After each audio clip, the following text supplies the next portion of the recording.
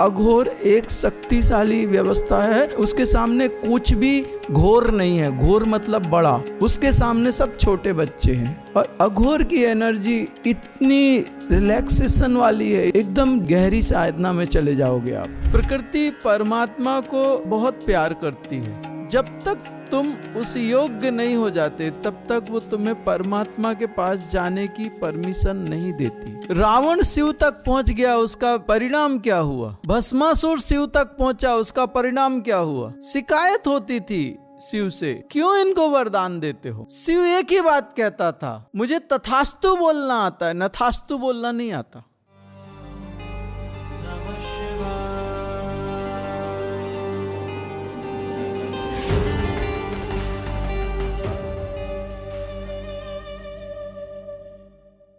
आत्मा परमात्मा का अभिन्न और अविभाज्य अंग है। अंग कहना भी गलत है। जो मैं हूँ सो है भगवान, ज्ञाता दृष्टा आत्म राम।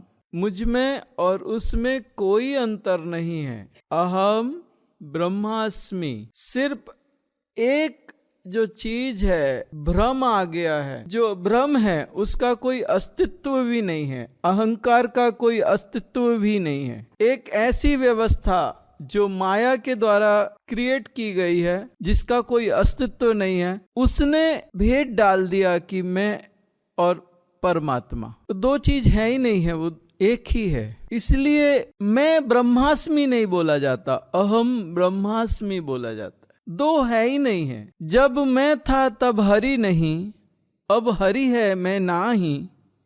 प्रेम गली अति साकरी, जामे दो न समाही। दो थे नहीं, दो हो सकते नहीं हैं, और किसी भी स्थिति में दो संभव ही नहीं है। ये जो दो की अनुभूति हो रही है, यही महामाया है, यही अविद्या है।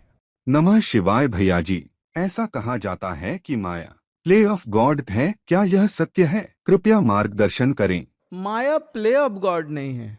माया और परमात्मा स्त्री और पुरुष है, उसको प्रकृति और पुरुष के नाम की संज्ञा दी गई है। ये दोनों आपस में पति पत्नी हैं और इनके संबंध से संसार प्रकट हुआ है। पुरुष समाधि में बैठा है और प्रकृति इस संसार को प्रकट कर रही है, पालन कर रही है और संहार कर रही है। अब इसमें जो प्रकट, पालन और संहार जो सृष्टि क्रम है वो चला रही। अब उसमें क्या हो जाता है, सृष्टि क्रम में आप जैसे सो रहे हैं अपने घर में, तो आपके अगर 4 बच्चे हैं तो आपकी पत्नी सबसे ज्यादा किस बच्चे का ध्यान रखेगी कि आपको डिस्टर्ब ना हो, आप जाग ना जाओ। जो सबसे शैतान होगा वो कोशिश करेगी कि हमारे हस्बैंड सो रहे हैं तो ये बच्चा बहुत बदमाश है, उससे उनको डिस्टर्ब होगा। तो आपकी वाइफ वहां जाने देगी उसको बेडरूम में? नहीं जाने देगी। प्रकृति परमात्मा को बहुत प्यार करती है। जब तक तुम उस योग्य नहीं हो जाते, तुम्हारे में योग्यता नहीं आती, तब तक वो तुम्हें परमात्मा के पास जाने की परमिशन नहीं देती। रावण शिव तक पहुंच गया, उसका परिणाम क्या हुआ? भस्मासुर शिव तक पहुंचा, उसका परिणाम क्या हुआ? शिकायत होती थी शिव से कि तुम क्यों इनको वरदान देते हो? शिव एक ही बात कहता था, मुझे तथास्तु बोलना आता है, नथास्तु बोलना नहीं आता। उसके पास अगर आप पहुंच गए और आपने कुछ भी बोला, वो कहेगा तथास्तु। तो ये काम माया का था कि रावण शिव तक ना पहुंच पाए। आत्मलिंग लेकर जब रावण चला शिव के पास से, उसने मांग लिया कि आप हमारे साथ चलो, हमारे लंका में आप स्थापित हो जाओ। अगर वो आत्मलिंग लंका में स्थापित हो जाता था तो रावण को कोई मार ही नहीं सकता था। आत्मबल मिलता था रावण को उस आत्मलिंग से, और रावण अपराजिता हो जाता था। भगवान ने दे दिया, जाओ। यहाँ गणेश खड़े हो गए, और गणेश ने क्या किया आपने देखा ना, आपको कहानी पता है। तो गणेश वो बकरी चराने वाले बने थे, ग्वाले बने थे, ऐसे कुछ कपड़ा वपड़ा लपेट के आए। उसका एक ही शर्त थी कि एक बार तुम लिंग को नीचे रख दिया तो वो लिंग वहीं स्थापित हो जाएगा, फिर वहां से उठेगा नहीं। तो रावण को प्रेशर तो आया, अब लिंग को नीचे नहीं रख सकता, और कोई था भी नहीं उधर। तो वो जो गाय बकरी चराने वाला कोई एक चरवाहा था, रावण ने कहा जरा इसको पकड़ो, मैं अब भी आया। तो गणेश ने बोला ये तो बहुत वजनदार है, मेरे से जितनी देर पकड़ा जा सकता है उतनी देर पकड़ूंगा। नहीं संभलेगा तो नीचे जाएगा ये तो। रावण ने बोला नहीं, मैं जल्दी आता हूं। बोले जल्दी आना, देखो मेरी ताकत नहीं है इतनी देर संभालने की, मैं पकड़ रहा हूं लेकिन मैं संभाल नहीं सकता। उनके जो अंदर जो जल था, वो जल तत्व को इतना बढ़ाया गया कि वो निकलता गया निकलता गया निकलता गया। वो देवताओं के साथ मिलके शरीर में जो जल तत्व की जो व्यवस्था थी वो इतनी बढ़ा दी गई। तो जब पी रहा था तो वो जब क्या है पीता था तो वो तत्व था, और जैसे ही इधर आता था तो वो जो तत्व था, वो जो सेल्स थे, वो सेल्स को ब्रेक कर दिया उनने, एटम्स में कन्वर्ट कर दिया, एटम्स से सब एटम्स में, और उसके बाद इलेक्ट्रॉन्स में, न्यूट्रॉन प्रोटॉन्स में। वो पीता जा रहा है, उसकी प्यास ही नहीं बुझ रही पानी पीने में, उसकी प्यास नहीं बुझ रही, पीता जा रहा है पानी, पीता जा रहा है। और जब उसने भरपूर पानी पी लिया तो जो डिस्ट्रक्शन किया था वाटर एलिमेंट का, उन्होंने वापस उसको रिप्रोसेस कर दिया। वो जो एटम्स थे उनको सेल्स बना दिया, मटलाइज कर दिया गणेश ने। वो पानी पूरा भर गया पेट में, जो सूक्ष्म था वो स्थूल में फिर से कन्वर्ट हो गया। वो पेट में पानी भर गया, और वो पेट में पानी भरा तो वो निकलने की कोशिश करे तो रावण करेगा क्या? रावण के पास ये तो था, तो इसको तो ऊपर करना पड़ेगा ना। और दूसरी बात, शिवलिंग लेके कैसे एक नंबर करेगा? हाथ में तो शिवलिंग है, था तो ब्राह्मण, पुलस्त ऋषि का नाती था, संस्कार तो उसके अंदर ब्राह्मण के थे, राक्षसों का राजा बन गया वो बात अलग है। बहुत प्रेशर आने के बाद गणेश को दे दिया, और गणेश ने कहा भाई इतनी देर में नहीं संभाल सकता, बहुत भारी है ये, कहां से ले आए? बोले जल्दी आना, मेरे से संभल नहीं रहा, ये कैसे संभालूंगा मैं, छोटा सा बच्चा, मेरी तोन से भी बड़ा है ये तो। उधर पे वो गए रावण, और वो जो पानी था वो पूरा का पूरा उन्होंने मटलाइज कर दिया, उसको वापस क्रिएट कर दिया। जो सूक्ष्म किया था उसको स्थूल बना दिया। मूत्र जो निकलना शुरू हुआ तो वो रुक ही नहीं रहा, और गणेश इधर चिल्ला रहे, अरे जल्दी आओ, मेरे से संभल नहीं रहा, अरे रुक थोड़ी देर और रुक, थोड़ी देर और रुक, थोड़ी देर और रुक। उस समय आप सोचो, जब आपको प्रेशर आता है और कोई बाहर से दरवाजा खटखटाता है, उस समय आपकी स्थिति क्या होती है? आप प्रेशर रोक के बाहर आ सकते हो क्या? कभी शायद आपके साथ हुआ हो, घर में आग लग गई है, बड़ी मुसीबत है, क्या किया जाए? ऐसी ही रावण की स्थिति थी। उसकी पूरी जन्म भर की साधना का सबसे बढ़िया पुरस्कार परमात्मा ने उसको दिया था, आत्मलिंगम। वो एक अनजाने बच्चे के हाथ में वो लिंगम दे के आ गया, और वो बच्चा चिल्ला रहा है कि अरे जल्दी आओ, मुझसे नहीं संभाला जा रहा है, ये बहुत भारी होता जा रहा है, मुझसे नहीं हो रहा है, मेरी सामर्थ्य नहीं, मेरी शक्ति नहीं। आखिरकार गणेश ने तो रखना ही था, और गणेश ने वहीं रख दिया। भगवान शिव तथास्तु बोलना आता है, बाकी वो तथास्तु किसके हिस्से में जाए और किसके हिस्से में ना जाए, ये महामाया की व्यवस्था है। कोई उस तथास्तु के पास नहीं पहुंचना चाहिए, अगर पहुंच गया तो शिव दे देगा उसको, शिव भोला भंडारी है। माया का काम है, और गुरु का काम है तुम्हें उस योग्य बना देना कि माया को लगना चाहिए नहीं तुम ठीक हो, तुम शिव के पास जा सकते। गुरु तुम्हें वो तैयार करता है। माया में दो शब्द है, माँ और या। एक बहुत सुंदर स्त्री है, आप उसको माँ बोलो, या इस या में बहुत लफड़े आ जाएंगे। बहुत सुंदर है ना, या में कुछ भी है, तो आप उसको किस रूप में स्वीकार करते हो, माँ या?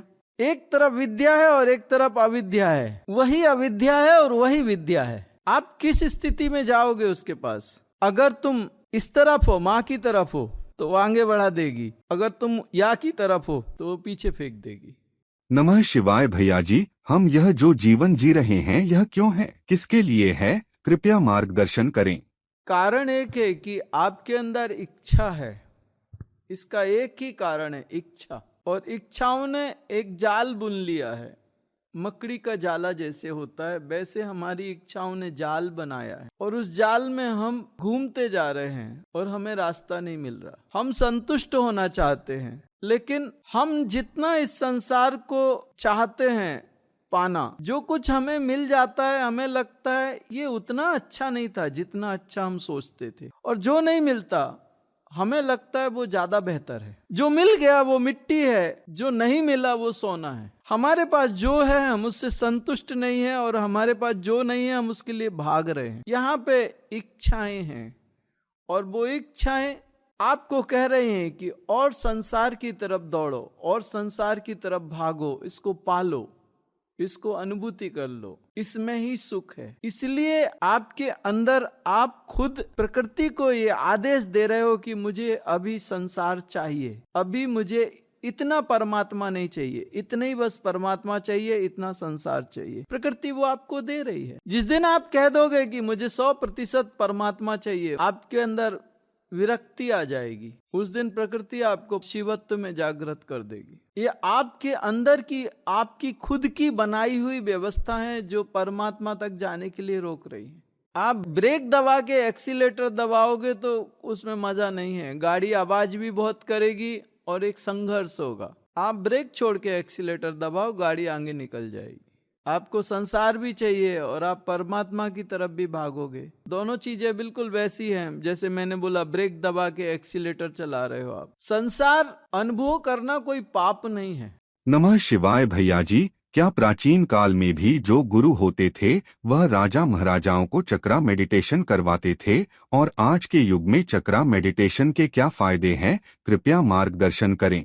चक्रा मेडिटेशन आपके कर्म और प्रारब्ध, आपके हजारों जन्मों की व्यवस्था इसी चक्राज में है। यही चक्राज जन्म और मृत्यु के कारण है, यही चक्राज आपकी मुक्ति के कारण है। भगवान शिव ने जो माता पार्वती को ज्ञान दिया, चाहे वो मुंडमाला तंत्र ले लो या जो कंकाल मालिनी तंत्र ले लो, जितने तंत्र बताए भगवान शिव ने माता पार्वती को, वो सारे के सारे चक्रास पे हैं। पुराने ग्रंथ आपके भरे पड़े हैं चक्रास की ज्ञान से, लेकिन वो सारे कोडेड लैंग्वेज में हैं। हमारे ऋषि मुनि उन्होंने मान ली कि चक्रा मेडिटेशन सबसे पावरफुल है, सबसे फास्ट है। ये आपके शरीर की वो मशीनरी है जो आपके जीवन का निर्माण करती है, आपको मृत्यु देती है, मृत्यु के बाद फिर जीवन देती है। ये चक्रा मशीनरी है आपके शरीर में। कर्म से प्रारब्ध को प्रकट करने वाली व्यवस्था इसी में है, और कर्मों को नष्ट करके परमात्मा को पाने की व्यवस्था इसी में है। इसमें आपके जितने देवी देवता हैं सारे के सारे इसमें समाहित हैं। अगर आप इनको जागृत कर लो तो आपके सामने कोई भी मंदिर छोटा है, आप उससे बड़े हो। ये इतने पावरफुल हैं एक एक चक्रास। कहा जाता है कि रावण ने जो तीसरा चक्र है, मूलाधार, स्वादिष्ठान, मणिपुर चक्र जो लोटस होता है, उसकी नाल होती है नीचे, उस नाल में वो सूक्ष्म रूप से घुस गया और उसने उस नाल में जो अमृत होता है उसका अमृत पान किया था। तो भगवान श्री राम भी उसको मारते थे तो उसके शीश वापस निकल के आते थे। वो बहुत ऊपर नहीं गया रावण, इधर आज्ञा चक्र में नहीं गया, इधर नहीं गया, वो यहीं पे था, नाभि चक्र में था, निकुंबला देवी की साधना करता था। उसको मारने के लिए भगवान को इतना प्रयास करना पड़ा। स्वयं भगवान अखिल ब्रह्मांडों का नायक शरीर धारण करके आया और रावण उसके सामने अट्टहास करता था। भगवान उसका एक सिर काटते थे तो वापस सिर आते थे। इतनी प्रचंड शक्ति मणिपुरा में। आपके प्राचीन भारत में जो योद्धा होते थे वो मणिपुर की साधना करते थे। जिसका मणिपुर जितना सॉलिड उतना बड़ा योद्धा वो। जो राजा महाराजाओं के बच्चे गुरुकुल में जाते थे तो उनका मणिपुर जागृत करते थे, वो एकदम गजब वीर योद्धा बनते थे। मणिपुर मतलब अग्नि का स्थान है और अग्नि मतलब संहार क्रिया। शारीरिक बल उन लोगों का गजब होता था। साधारण इंसानों से वो अलग होते राजपुत्र। कारण था गुरुकुल में जो ऋषि मुनि होते थे वो उन चीजों को एक्टिवेट करके देते थे, और वहाँ साधारण किसी व्यक्ति को गुरुकुल में नहीं लिया जाता था। जैसे आपने सुना होगा कर्ण को नहीं लिया द्रोणाचार्य ने, अर्जुन को लिया, दुर्योधन को लिया, सबको लिया, राजपुत्रों को लिया, कर्ण को नहीं लिया। उनकी पॉलिसी थी कि जो राजाओं के पुत्र हैं उनको बड़ा शक्तिशाली और वीर योद्धा बनाओ ताकि उनके मुकाबले में कोई ना आए। और जब एकलव्य आया अर्जुन के मुकाबले पे तो द्रोणाचार्य ने उसका अंगूठा कटवा लिया। कारण एक था कि अर्जुन के सामने कोई दूसरा प्रतिद्वंदी नहीं आना चाहिए, अजेय रहना चाहिए अर्जुन। एकलव्य का अंगूठा काट लिया था, बिना अंगूठे के धनुष कैसे चलाएगा वो। बाण को खींचना है तो ये अंगुली और अंगूठे से ही खींचेगा ना, तो उन्होंने अंगूठा मांग लिया इतना। उस समय की जो प्रथा थी, उस समय की जो व्यवस्था थी, वो राजाओं के राजपुत्र होते थे उनको ऊपर उठाते थे, उसके लिए वो मणिपुर पे काम करते थे। और भी जो दूसरे देशों में जो भी योद्धा होते हैं, जितने बड़े आपने नाम सुने, सब मणिपुर पे साधना करते थे। आज के समय में अगर जीवन कठिन हो रहा है तो अपने अंदर उतनी शक्तियां जागृत करो कि वो कठिन जीवन को तुम आसानी से जी सको। अगर तुम कमजोर हो गए तो गिर जाओगे, टूट जाओगे। ये चक्राज भगवान ने तुम्हारे शरीर में खजाने रखे हैं, इन खजानों को खोलो और यूज करो। तुम्हारे परमात्मा ने तुम्हारे को वो खजाने रख के भेजे हैं, और ये खजाने तुम मर जाओगे और इनको खोलोगे नहीं तो ये किस काम के। तुम्हारा जीवन पीड़ा से भरा है और ये खजाने तालों में बंद हैं, तो क्या काम का ये है। तो चक्राज, उनमें शक्तियां भी हैं, वो सब कुछ भी है, लेकिन उस पे तुमने काम कहाँ किया, तुमने उसका यूज ही नहीं किया। अगर जीवन कठिन है तो बिना समय गवाए आपने अपने शरीर में जो आपके सीक्रेट्स हैं उनके बारे में जानिए, समझिए और धीरे धीरे उनका यूज करना शुरू करिए। उससे आपको रिजल्ट्स आएंगे, आपका जीवन आसान होगा और जो कठिनाइयां हैं उनका सामना आप अच्छे से कर सकोगे। आपके बीच में यहाँ पे कुछ लोग ऐसे बैठे हैं जिनकी बहुत हालत खराब थी और वो गौन केस हो गए थे। दुनिया की कोई भी मेडिकल उनके काम में नहीं आ रही थी, कैसे भी नहीं आ रही थी, कैसे भी नहीं आ रही थी, कुछ भी नहीं हो रहा था। वो मेरे पास आए, उन्होंने यहाँ तक कि अपने लिए मेडिकल साइंस और आयुर्वेद का साइंस, होम्योपैथी, उनको अच्छा नॉलेज है, वो डॉक्टर बन गए। वो दवाइयाँ रख के बैठते हैं, दूसरों को देते हैं, लेकिन वो खुद को ठीक नहीं कर पाए। उनको इतनी मेजर प्रॉब्लम्स थी।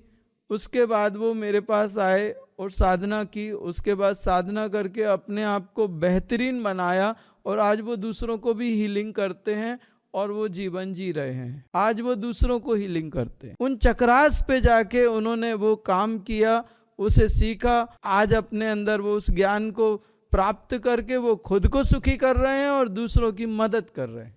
नहीं तो मर जाते थे, कितने दिन और जीते थे। हालत लगातार गिरती जा रही थी, लगातार गिरती जा रही थी, बुरी तरह गिर रही थी।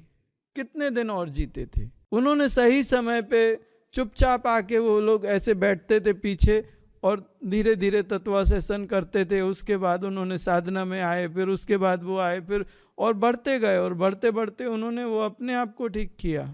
आप सभी लोगों को मैं कहूँगा कि अगर कर सकते हो तो करो, जरूर करो। जीवन में कुछ ऐसे काम जरूर करने चाहिए जो तुम्हारे जीवन को बेहतरीन बना सके। प्रयास और कठिनाई तो होगी, थोड़ी कठिनाई को सहन करना पड़ेगा, थोड़े प्रयास करने पड़ेंगे, थोड़ा एडजस्ट करना पड़ेगा, क्योंकि सब लोग आज के समय में किसको इतना समय है और किसके पास इतना पैसा है कि इतना सब करेगा। लेकिन जिनको ज़्यादा प्यास होती है वो आ ही जाते हैं, जो उसके महत्व को जानते हैं वो आ ही जाते हैं, वो पहुंच ही जाते हैं, वो कर ही लेते हैं। बड़ी बात एक है कि तुम्हारे अंदर वो प्यास है कि नहीं।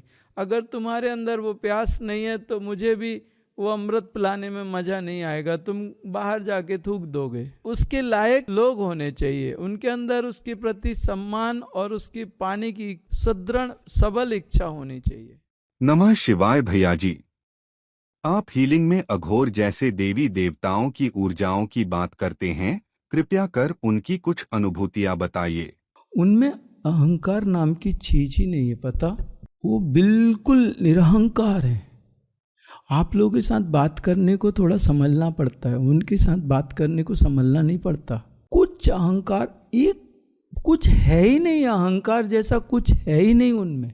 उनकी सबसे बढ़िया चीज एक है कि एक बार वो आपके हो गए तो फिर वो आपके हो गए। आप कुछ भी कर लो फिर वो आपके ही रहेंगे।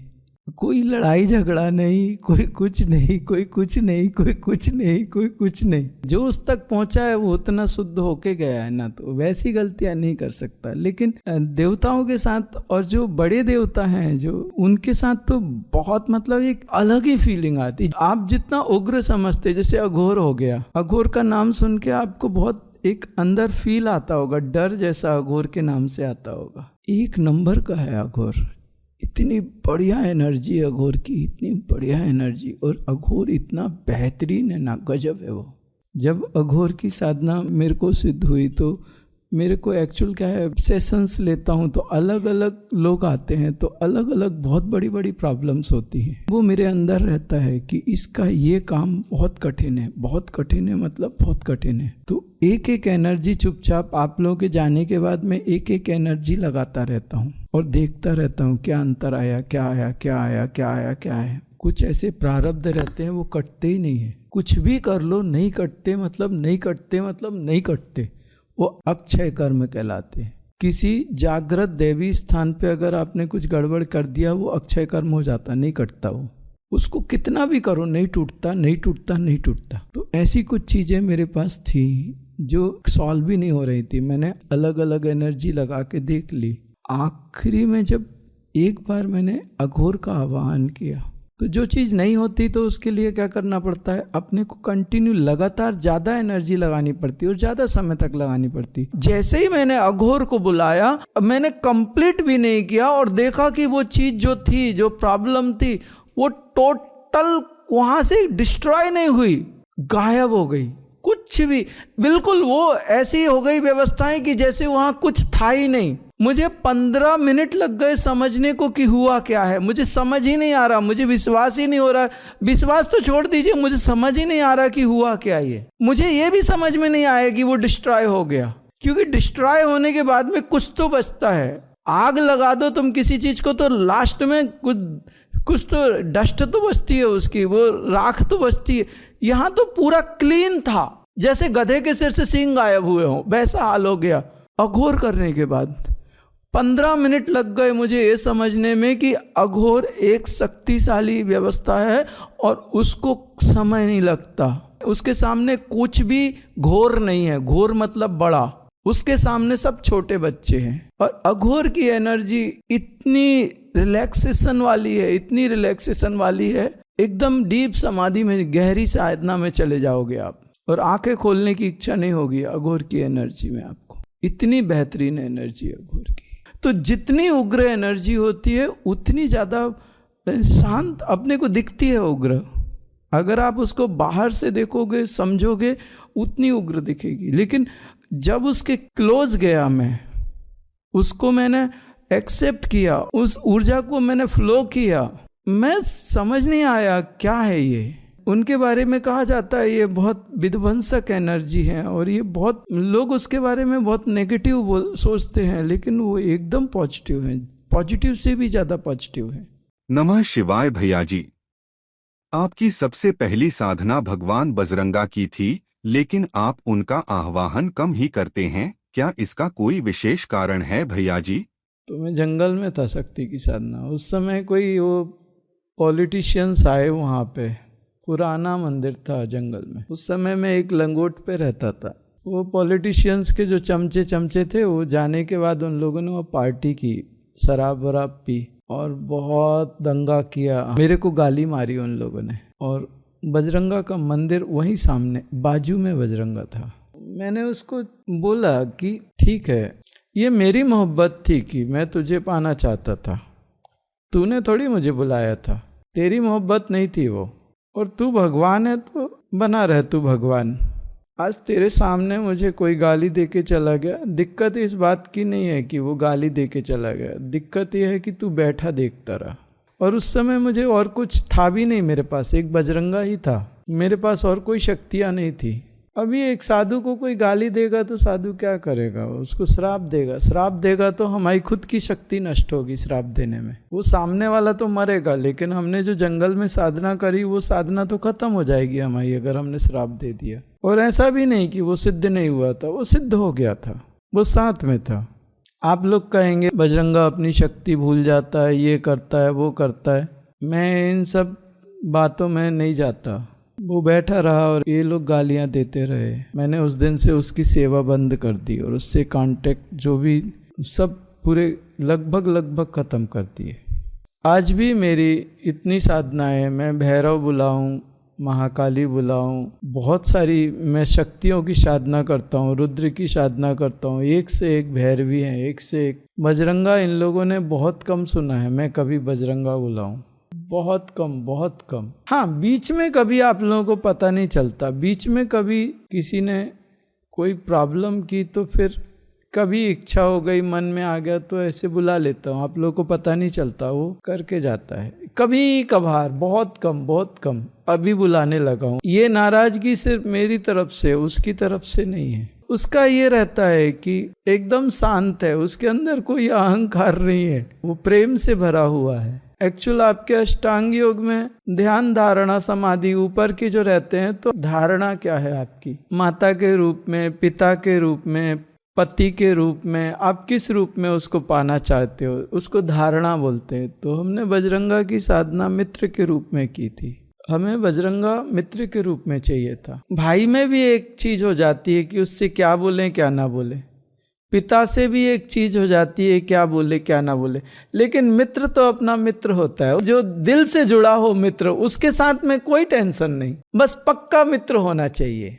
तो बजरंगा को मैंने मित्र के रूप में लिया। बीच में कभी एक बार उस आया था वो, तो उसने बोला बुलाया कर यार, आता है वो, लेकिन भगवती है, मैं महाविद्याओं का साधक हूँ, शक्ति के बहुत सारे स्वरूप हैं, शिव के बहुत सारे स्वरूप हैं, नारायण के बहुत सारे स्वरूप हैं, मेरे पास बहुत सारी व्यवस्थाएं हैं, इन व्यवस्थाओं में मेरा आधार बजरंगा है, लेकिन मुझे ये सारी प्राप्तियां बजरंगा के कारण हुई, ये मैं मानता हूँ, उसके सपोर्ट से ही ये सब हुआ है, ये सत्य। लेकिन ये उसका ही डिसीजन था कि शक्ति को बुला, फिर बाद में मैं आता हूँ, क्या बुला रहा हूँ, अब तू आते रहना। नमः शिवाय भैया जी, हमें आपके द्वारा की हुई हीलिंग का पूर्ण लाभ लेने के लिए क्या करना चाहिए, कृपया मार्गदर्शन करें। एक साधक साधना करने के बाद उस स्थिति तक जा सकता है जहाँ भगवान भी उसके पीछे भागे, जिसकी वो साधना करता है। अगर कोई वाकई साधना करता है तो परमात्मा उसके पीछे भागता है, ये बात मैं मानता हूँ। मैं आप सबसे एक ही बात कहना चाहता हूँ, अपने ऊपर विश्वास रखो और अपने दुख को त्यागो। आप दुख को छोड़ दो। अगर आप दुख को हृदय से लगा के आप सुखी होना चाहते हो तो दही के कटोरे में दूध रखना चाहते हो, सारा दूध दही होगा। अपने अंदर का दुख त्यागो और सुख को स्वीकार करो। दुख के साथ में सुख आप एक ही बर्तन में मत रखिए, वो सुख दुख में बदल जाएगा। खीर और दही में अंतर होता है, खीर और दही को अलग अलग ही रखिए, एक बर्तन में एक साथ मत रखिए, नहीं तो वो दही दही नहीं रह जाएगा, वो खीर खीर नहीं रह जाएगी। मेरे पास आए हैं तो अपने दुख को छोड़ने की हिम्मत करो। दूसरी, श्रद्धा और सबूरी रखो। तीसरा, समर्पण रखो। समर्पण का मतलब है आप आ गए, आप अपने आप को ढीला छोड़ दो, अब मेरा काम है। जब तुम मुझ पे विश्वास करके अपने आप को रिलैक्स कर देते हो, तब तुम्हारी रिलैक्सेशन की कंडीशन में तुम्हारे शरीर पे काम करना आसान होता है। जब तुम अपने दिमाग में कुछ अलग अलग चीजें रख के और स्ट्रेस में रहते हो, तो तुम भी तुम्हारे शरीर पे काम कर रहे हो और मैं भी तुम्हारे शरीर पे काम कर रहा हूँ, दोनों कर रहे हैं, मामला जमेगा नहीं। आपने अपने शरीर और जीवन पे कर लिया ना, अब कुछ मत करो, अब बिल्कुल आराम से बैठो, शांत बैठो, श्रद्धा और सबरी को अपने अंदर लेके बैठो। विश्वास अपने आप आएगा, क्योंकि ये शरीर और ये जीवन आपका है, इस पे आपका अधिकार है, ये परमात्मा ने आपको दिया है। तो पहले आप डिसीजन दो अपने जीवन की उन व्यवस्थाओं को जो तुम्हें नहीं चाहिए, निकलो बाहर, मुझे तुम्हारा कोई काम नहीं है, निकलो बाहर। हमें जहाँ जाना था हम वहाँ पहुँच गए, अब हमारे जीवन पे काम चालू हो, तुम निकलो बाहर, तुम्हारी कोई जरूरत नहीं। उस दुख को हृदय से अस्वीकार कर दो, बुद्धि और मन से अस्वीकार कर दो। हो गया जो हो गया, अब जो होना है वो हो रहा है, मैं उसके लिए तैयार हूँ, होने दो, बिल्कुल शांति से होने दो। आपकी व्यवस्था ऐसी होनी चाहिए। अगर आप दुखी हो के सुख की कामना करोगे तो ये आप अपने साथ धोखा करोगे। और मैं आपको सच कहता हूँ, समर्थ भी आपके सामने कोई काम का नहीं, क्योंकि आप दही के कटोरे में दूध रखवा रहे हो। ये मंदिर है और इसमें मैंने शक्तियाँ स्थापित की हैं। आपको कुछ चीज़ें दिखती हैं, कुछ नहीं दिखती, लेकिन वो सब मैंने स्थापित और जागृत करके रखी हैं। गुरु भगवान की कृपा है और उन शक्तियों के साथ मैं काम करता हूँ, और वो इतनी सक्षम है वो शक्तियाँ कि तुम्हारी ये प्रॉब्लम सॉल्व कर सकती हैं। क्या तुम उसके योग्य हो? बिल्कुल शांत होकर अपने दुख का त्याग करो और विश्वास से बैठो, मेरा काम बिल्कुल आसान हो जाएगा, एकदम बढ़िया हो जाएगा। जो मिला है उसका धन्यवाद करो, उसके बाद में बड़े प्रेम से और पूरे विश्वास से और शांति से बोलो, इतना और कर दो, बस कृपा करो। आसान सी बात है, सहज सी बात है, सरल सी बात। देने वाला सक्षम होना चाहिए, समर्थ होना चाहिए और लेने वाला योग्य होना चाहिए।